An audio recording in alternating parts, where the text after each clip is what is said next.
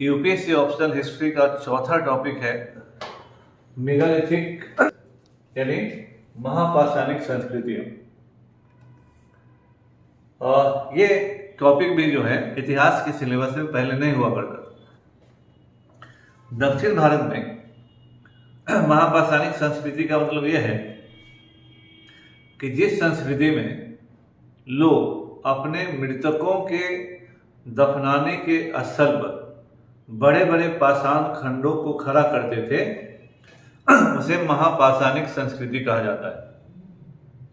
भारत में महापाषाणिक संस्कृति का प्रमाण दक्षिण भारत से मिला है और भारत में यह महापाषाणिक संस्कृति आयरन यूजिंग संस्कृति, लौह प्रयोक्ता संस्कृति।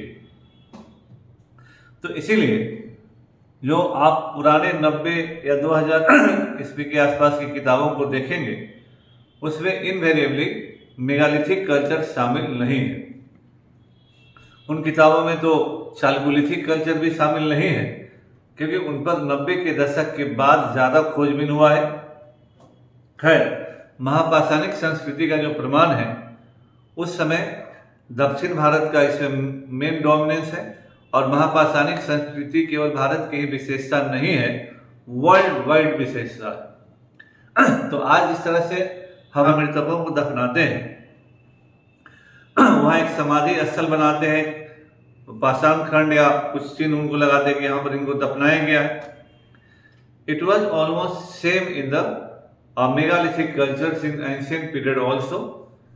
वो लोग कुछ लिखते नहीं थे लेकिन जो भी उसके प्रमाण है उससे यही साबित है कि दफनाने के अलग अलग तरीके होते थे और सिंधु घाटी और अन्य जगहों जहाँ जलाते थे, गाड़ देते थे, लेकिन यहाँ महापाषाणिक संस्कृतियों में दफनाने के जगह पर वो बड़े बड़े पाषाण खंडों को खड़ा करते थे और उसके कितने सारे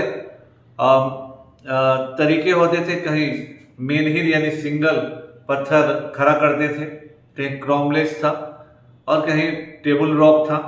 तो अलग अलग तरीके से लोग अपने मृतकों के प्रति श्रद्धा समर्पित करते थे क्योंकि लाइफ बियॉन्ड डेथ जो मृतकों को दफनाने और मृतकों के साथ जरूरी सामानों को भी दफनाने का जो प्रथा है वह इस बात को साबित करता है कि उस समय के लोगों में मृत्यु के बाद जीवन की कल्पना थी, लाइफ बियॉन्ड डेथ की कल्पना थी। इसीलिए अपने मृतकों के प्रति संवेदनशील होकर उनके प्रति संवेदना व्यक्त करने के लिए या अपना सम्मान व्यक्त करने के लिए वो उनके दफनाए जाने वाले जगहों में डेली यूज के बहुत सारे सामान रखते थे। यह जरूर है कि धनी लोग ज़्यादा सामान रखेंगे, गरीब लोग ज़्यादा कम सामान रखेंगे।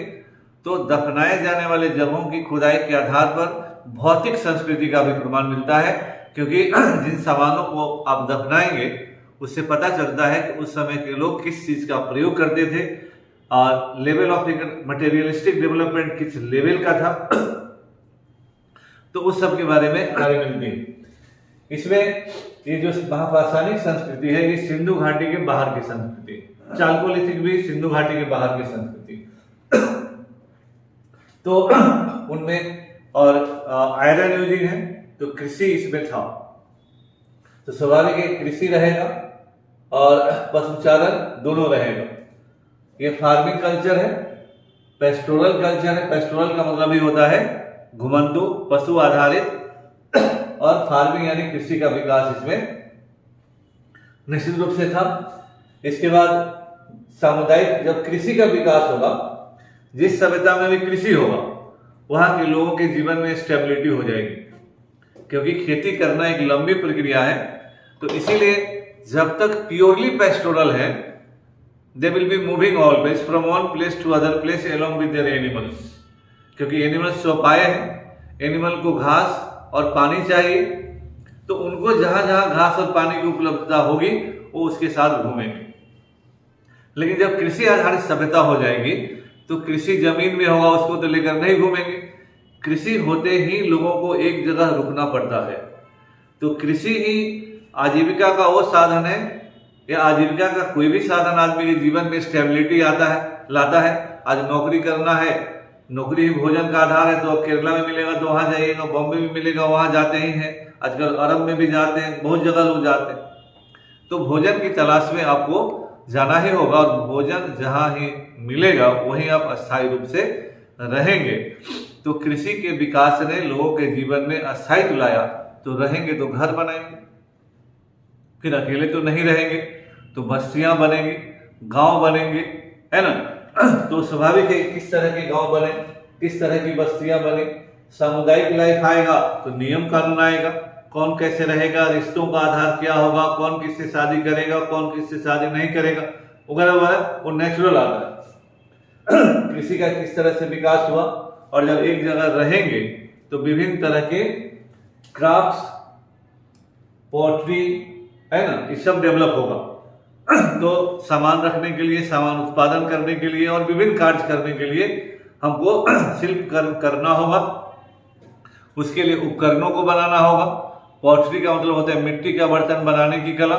तो मिट्टी के बर्तन तो बनने बहुत पहले शुरू हो चुके थे और नौपाषाण काल में ही शुरू हो गया। सिंधु घाटी में भी बहुत डेवलप पॉटरी ट्रेडिशन मिला है। तो सामानों को रखने के लिए मिट्टी के बर्तनों के बनाने की प्रक्रिया है। हम लोग आगे के क्लास में पढ़ेंगे कि जब प्रॉपर क्लास पढ़ेंगे तो पहले हैंडमेड पॉटरी है, हाथ से निर्मित मृद भांड है, धूप में सुखाए गए मृद भांड है।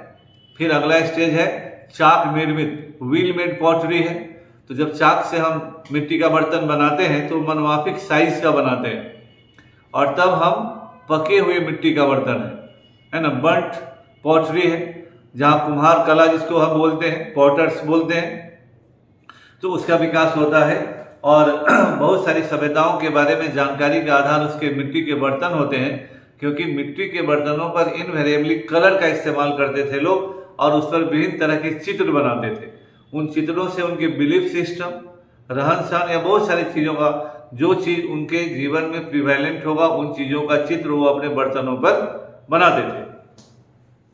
और इस समय जैसा मैंने कहा कि आयरन इंडस्ट्री लौह उद्योग है, क्योंकि लोहा, फिर लोहा का उपयोग जब बड़े पैमाने पर शुरू होता है तो कहा जाता है कि लोहा ने भी आदमी के जीवन में क्रांतिकारी परिवर्तन लाया, क्योंकि लोहा सबसे इफेक्टिव मेटल है। कॉपर और फिर टीन मिला तो ब्रॉन्ज, लेकिन कॉपर और ब्रॉन्ज के मुकाबले लोहा, iron is the most effective tool. युद्ध में भी वो ज़्यादा इफेक्टिव है। लोहे के औजार के द्वारा आप चाहे किसी को भी मार सकते हैं। और लोहा कृषि में भी सबसे उपयोगी मेटल है। लोहा के आ जाने से आदमी के जीवन में चौतरफा विकास होता है, ज़्यादा डिसाइसिव प्रभाव होता है। इसलिए लोहा जो है जब वैदिक काल में भी 1000 यहाँ भी मिलेगा और 600 ईस्वी पूर्व से लोहा का ज़्यादा डाइवर्सिफाइड उपयोग है, तो मानव जीवन में ज़्यादा तेजी से परिवर्तन होगा। तो लोहा it has a major role to play in the development of human beings, और इसके टूल्स ज़्यादा इफेक्टिव है। तो इसीलिए इस सभ्यता संस्कृति पर भी थोड़ा डिफिकल्ट है टॉपिक। इस टॉपिक पर आदमी को मन नहीं लगता है, बहुत सारे लोगों को पढ़ने में मटेरियल ज़्यादा नहीं मिलता है, लेकिन सवाल इस पर आ रहा है यूपीएससी बेंच में। इसीलिए छोड़ने का भी साहस आप रिस्क नहीं ले सकते, क्योंकि किस क्वेश्चन के ABC में किसी एक में ये आ जाए इसकी गारंटी नहीं है। इसीलिए इसको भी पढ़ना आपके लिए जरूरी है। हम लोग जब इसका क्लास लेंगे तो इसको भी हम लोग आपको उतना जरूर पढ़ाएंगे जिससे कि आ सके। तो फिर से हम कह रहे हैं कि 5 दिसंबर 2023 से हम लोग ये शुरू करेंगे ऑप्शन। और जो भी ऑप्शन पेपर पढ़ना चाहते हैं पुनः हमारे 9334102329 मोबाइल नंबर जो कोचिंग का है उससे संपर्क करें और